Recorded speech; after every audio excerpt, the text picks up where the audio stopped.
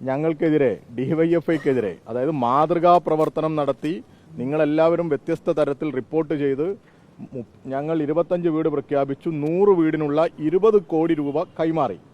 അത് ആദ്യഘട്ടം നേരത്തെ സനോജ് സൂചിപ്പിച്ചതുപോലെ നമ്മൾ പ്രതീകാത്മകമായി ഒരു ചെക്ക് കൈമാറി. അത് നിങ്ങളൊക്കെ പല സന്ദർഭങ്ങളിലും ചെയ്യുക അങ്ങനെ തന്നെയാണ്. ഒരു മോഡൽ ചെക്ക് അങ്ങ് കൈമാറും. അതിൽ നമ്മൾ ആ ചെക്ക് എടുത്തിട്ടാണോ ബാങ്ക് കൊടുക്കുക? എന്ത് വിവരമില്ലാത്ത വർത്തമാനമാണ് ഇവരുടെ സൈബർ നേതൃത്വം പറയുന്നത്. ആ ചെക്ക് എടുത്ത് നമ്മൾ കൊണ്ടുപോയി കൊടുക്കുമോ? അതൊരു പ്രതീകാത്മകമായി ചെയ്യുന്ന കാര്യമാണ്. അതാ ഇവിടെ സൂചിപ്പിച്ചത്. അതിനുശേഷവും ഈ സംസാരം നടക്കുമല്ലോ, എങ്ങനെയാണ്, ഏതൊക്കെ രീതിയിലാണ്. അങ്ങനെ ഞങ്ങളോട് പറഞ്ഞ അക്കൗണ്ടിലേക്ക് ഞങ്ങൾ കൈമാറി. ഞങ്ങളോടിപ്പോൾ ഇവർ ചോദിക്കുന്നു ഞങ്ങളുടെ ബാങ്ക് സ്റ്റേറ്റ്മെൻറ്റ് എവിടെ എന്നുള്ളത്. ഇതാ ഞങ്ങളുടെ ബാങ്ക് സ്റ്റേറ്റ്മെൻറ്റ്. കനറ ബാങ്കിൽ ഞങ്ങളെടുത്ത ബാങ്കിൻ്റെ അക്കൗണ്ടാണിത്. ആർക്കും ഇത് പരിശോധിക്കാവുന്നതാണ്. തിരുവനന്തപുരത്താണ് ഞങ്ങൾ ഈ അക്കൗണ്ട് തുടങ്ങിയത്. തിരുവനന്തപുരം പേട്ട 695024 എന്ന് പറയുന്ന ഇവരുടെ ബ്രാഞ്ചിൽ 2769 തിരുവനന്തപുരം പേട്ട 695024 എന്ന് പറയുന്ന ബ്രാഞ്ചിലാണ് ഞങ്ങൾ അക്കൗണ്ട് തുടങ്ങിയത്. ആ അക്കൗണ്ട് സെപ്പറേറ്റ്, സാധാരണ ഡിവൈഎഫ്ഐയുടെ സംസ്ഥാന കമ്മിറ്റിയുടെ അക്കൗണ്ട് വേറെയുണ്ട്. ഇതിനു വേണ്ടി മാത്രം, ഞങ്ങളുടെ ഇങ്ങനെയുള്ള പ്രവർത്തനങ്ങൾക്ക് വേണ്ടി മാത്രം തുടങ്ങിയ അക്കൗണ്ടാണ്. ഇതിനോടൊപ്പം 214 വെർച്വൽ അക്കൗണ്ട് കൂടി കനറ ബാങ്ക് ഇടപെട്ട് ഞങ്ങൾക്ക് കൈകാര്യം ചെയ്തു തന്നു. ഞങ്ങളുടെ ബ്ലോക്ക് കമ്മിറ്റികൾ ആ അക്കൗണ്ടിലേക്കാണ് പണം നിക്ഷേപിച്ചത്. അതിൻ്റെ രേഖയാണിത്. വി ഡി സതീശനോട് ഞങ്ങൾക്ക് അഭ്യർത്ഥിക്കാനുള്ളത് വളരെ ബഹുമാനത്തോടു കൂടി നിങ്ങൾക്ക് നിങ്ങളുടെ കോൺഗ്രസിൻ്റെ ആപ്പിലൂടെ വന്ന പണം ഇതുപോലെ ഞാൻ കാണിക്കുന്നത് പോലെ കാണിക്കാൻ പറ്റുമോ? ഇതിൽ ഇപ്പോൾ അവർ പറയുന്നത് ഞങ്ങൾക്ക് ഇവരുടെ പ്രചരണം 4 കോടിയോ മറ്റോ കിട്ടിയിട്ടുള്ളൂ, അവർ 20 കോടിയൊന്നും കൊടുത്തിട്ടില്ല. നിങ്ങളൊക്കെ ശ്രദ്ധിച്ചു കാണും. നിങ്ങളിൽ പലരും ഞങ്ങൾക്കൊക്കെ മെസ്സേജ് അയക്കുക, ഈ സൈബർ ടീമിനെ ഇറക്കി ആക്രമിക്കുക.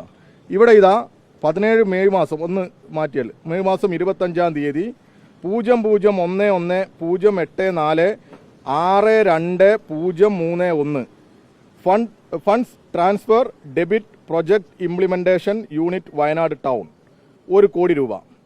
പിന്നെ അടുത്ത ദിവസവും അതേ ദിവസം തന്നെ നമ്മൾ എന്ത് ചെയ്യുകയാണ്, ഈ 5 ചെക്ക് ഒരുമിച്ച് മാറുകയാണ്. 32, 31, 32, 33, 34, 35 നമ്പറിലാണ് ഈ ചെക്ക് മാറിയത്. അതേ അക്കൗണ്ടിലേക്ക് ഇതാ ഈ ചെക്ക് കൊടുത്തതാണ്. ഇനി എന്താ ഞങ്ങൾ ചെയ്യേണ്ടത്? പിന്നെ അടുത്ത ഗഡുവായി ഞങ്ങൾ 15 കോടി കൊടുത്തു. അതിത് 5 ജനുവരി 26 0010846262 funds transfer debit project implementation unit Wayanad town 15 കോടിയാണ് ട്രാൻസ്ഫർ ചെയ്തത്. കനറ ബാങ്കിന്റെ സ്റ്റേറ്റ്മെന്റ് ആണ്. ഇനി വി ഡി സതീശൻ പറഞ്ഞയക്കുന്ന ഒരാളെ അതല്ലേ പറയേണ്ടത്, അല്ലാതെ ഇവരുടെ മുഖമില്ലാത്ത എല്ലാ തോന്നിവാസങ്ങൾക്കും മറുപടി പറയണ്ടല്ലോ. ഇപ്പം ഞങ്ങളുടെയൊക്കെ പേര് പറഞ്ഞ് ഡിവൈഎഫ്ഐക്കാർ പണം പിരിച്ച് മുക്കി എന്നൊക്കെ പറയാം. ഇവരോടൊക്കെ ഏത് ഭാഷയിലാണ് ഞങ്ങൾ മറുപടി പറയേണ്ടത്? ആരാ യഥാർത്ഥത്തിൽ മുക്കിയത്? ഈ വി ഡി സതീശൻ ഒരു പത്രസമ്മേളനം നടത്തട്ടെ, എന്നിട്ട് പറയട്ടെ നേരത്തെ പറഞ്ഞതുപോലെ, എന്നിട്ട് ഒരാളെ വിടട്ടെ. ഇനി അദ്ദേഹത്തിന് ഇപ്പോൾ തിരക്കാണെങ്കിൽ മറ്റൊരാളെ വിടട്ടെ, ആരെങ്കിലും വിടട്ടെ. നമുക്ക് ഈ രേഖകൾ പരിശോധിക്കാം. തിരിച്ച് വി ഡി സതീശന് കോൺഗ്രസ് പിരിച്ച, ആപ്പിലൂടെ പിരിച്ച പണത്തെക്കുറിച്ച് ഈ നാടിനോട് പറയാൻ പറ്റുമോ? ആ യൂത്ത് കോൺഗ്രസ്സുകാരോട് 30 വീട് പ്രഖ്യാപിച്ച യൂത്ത് കോൺഗ്രസ്സുകാരോട് ആ പണം കൊടുക്കാൻ പറയാൻ പറ്റുമോ? അവർ വേറെ പലതിനും പണം ചെലവഴിക്കുന്നുണ്ടല്ലോ. ഞാൻ പ്രത്യേകിച്ച് പറയണ്ടല്ലോ യൂത്ത് കോൺഗ്രസ്സുകാർ പണം ചെലവഴിക്കുന്നത് എന്തിനു വേണ്ടിയാണ്? അവരുടെ കയ്യിൽ പണം ഇല്ലാത്തതല്ലല്ലോ. ഈ പാവപ്പെട്ട വയനാട്ടിലെ ദുരന്തബാധിതരെ കാണിച്ച് പിരിച്ചിട്ട് 1 കോടി രൂപ കിട്ടിയെന്നാണ് ഇപ്പോൾ പറയുന്നത്. നേരത്തെ 86 ലക്ഷം കിട്ടിയെന്ന്, ഈ പിന്നെ പറഞ്ഞു 1 കോടി കിട്ടിയെന്ന്. ഇവർ പ്രഖ്യാപിച്ച 30 വീട് പൂർത്തീകരിക്കണ്ടേ?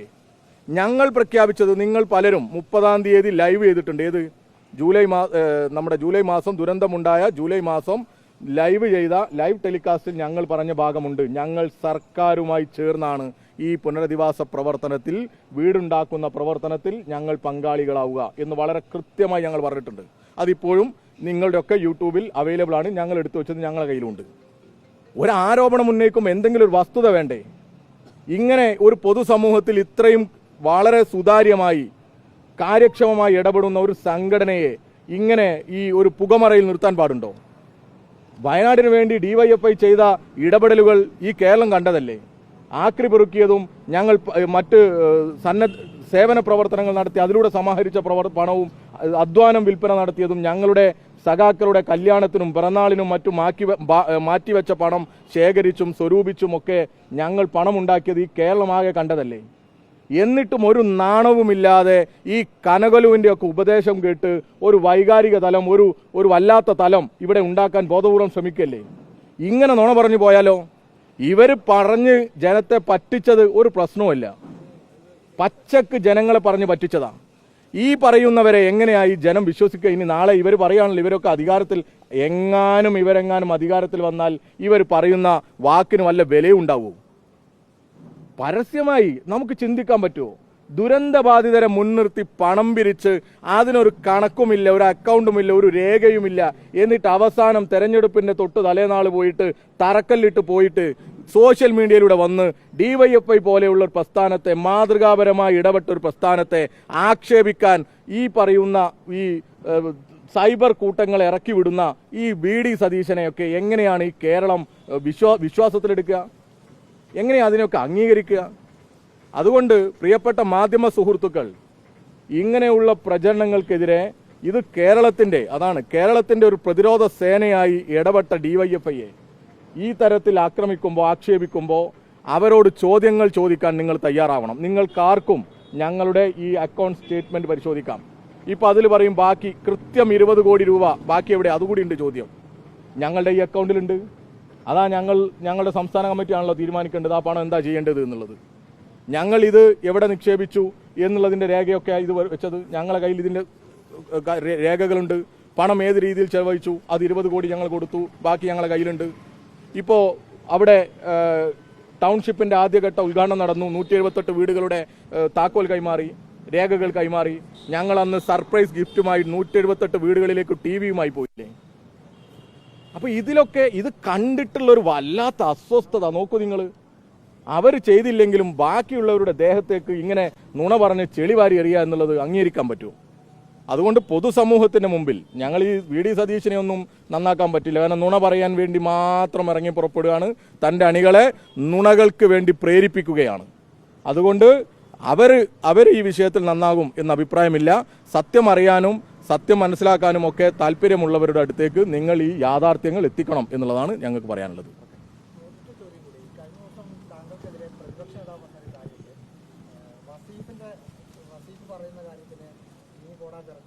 അതെ, അല്ല, അതിൽ നിന്ന് തന്നെ മാധ്യമങ്ങൾക്ക് വളരെ കൃത്യല്ലേ അദ്ദേഹത്തിന്റെ ഒരു നിലവാരം നോക്കൂ നിങ്ങൾ. ഞാനൊരു മാധ്യമ പ്രവർത്തകൻ, ഏതാ സാഹചര്യം പ്രിയപ്പെട്ട കേരളത്തിന്റെ ആരോഗ്യ വകുപ്പ് മന്ത്രി വീണ ജോർജിനെ വളരെ മോശമായ രീതിയിൽ ആക്ഷേപിക്കുകയും ദൃശ്യങ്ങൾ ചോദിക്കുകയും അവരെ നടിയെന്നും മറ്റു പലതുമൊക്കെ വിളിച്ച് ഈ കോൺഗ്രസിന്റെ VD സതീശൻ ഉൾപ്പെടെയുള്ളവർ വല്ലാതെ അപമാനിക്കുന്ന സമയത്ത് ഞാനൊരു സ്റ്റേറ്റ്മെന്റാണ് നടത്തിയത്. ഞങ്ങൾ ഒരിക്കലും പ്രതിപക്ഷ നേതാവിനെ ആക്രമിക്കണമെന്നല്ലല്ലോ പറഞ്ഞത്. അങ്ങനെ പറഞ്ഞാൽ എന്തായിരിക്കും ഇവിടുത്തെ ഒരു സാഹചര്യം എന്നുള്ളതാണ് നമ്മൾ ചോദിച്ചത്. ഞാനും അത് പറയുന്നതിന് മുമ്പുണ്ട് ബഹുമാനത്തോടെ എന്നാ പറഞ്ഞത്. അപ്പോൾ അതിന് അദ്ദേഹത്തിന്റെ പ്രതികരണം നോക്കൂ നിങ്ങൾ. DYFIയുടെ ഒരു ഉത്തരവാദിത്തപ്പെട്ട സ്ഥാനത്തിരിക്കുന്ന നമ്മൾ പറഞ്ഞതിന് അദ്ദേഹം പ്രതികരിച്ചതിൽ എനിക്കൊട്ടും പ്രയാസമില്ല. കാരണം സ്വന്തം KPCC പ്രസിഡന്റിനെ ഡാഷ് മോനെ മൈക്ക് നീക്കി വെക്കടാ എന്ന് പറയുന്ന തരത്തിലേക്ക് ഇടപെട്ടപ്പോൾ ഞങ്ങൾ ഇങ്ങനെയൊക്കെയാണ് സംസാരിക്കാറ് എന്നല്ലേ നിങ്ങളോട് അദ്ദേഹം പറഞ്ഞത്. ഞങ്ങൾ പരസ്പരം കാണുമ്പോൾ ഇങ്ങനെയൊക്കെയാണ് സംസാരിക്കാറ് എന്ന് പറഞ്ഞ കേരളത്തിന്റെ പ്രതിപക്ഷ നേതാവിനോട് പുച്ഛം മാത്രമേ ഉള്ളൂ. ഇത് കേരളത്തിന്റെ ഒരു ഗതികേടാണ്. ഇത്രയും ഒരു ഗുണനിലവാരമില്ലാത്ത, അങ്ങനെയാണല്ലോ ഇപ്പോൾ ഒരു മാർക്കറ്റ് ഭാഷയിൽ പറയുകയാണ്, ഗുണനിലവാരമില്ലാത്ത ഒരു പ്രതിപക്ഷ നേതാവിനെ കേരളത്തിൽ കിട്ടിയതിന് ഞങ്ങൾ ലജ്ജിക്കുന്നു.